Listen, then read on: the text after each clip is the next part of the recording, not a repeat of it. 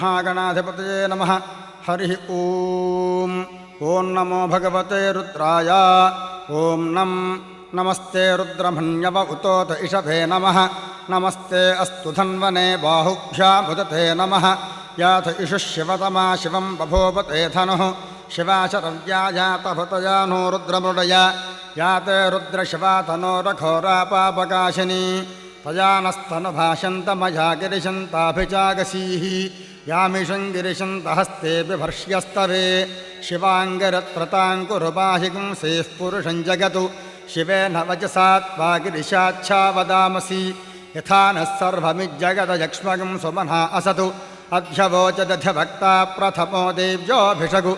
अहीगुश्च सर्वान् जम्भ इन् सर्वाश्च यातु धान्याः। असौ यस्ताम्रो अरुणभुत बभ्रुस्सु मङ्गलः।